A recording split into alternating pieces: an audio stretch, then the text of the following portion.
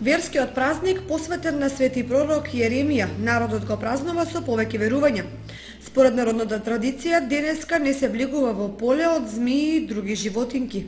За поголем број верници тоа е тежок празник, но официјалното толкување на Македонската православна црква е сосема поинакво.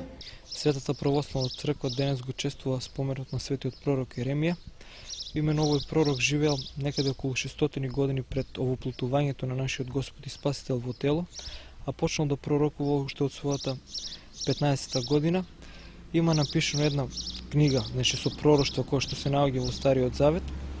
Интересно за нас македонците е тоа што во преданието постои дека самиот Александар Велики го има посетено неговиот гроб.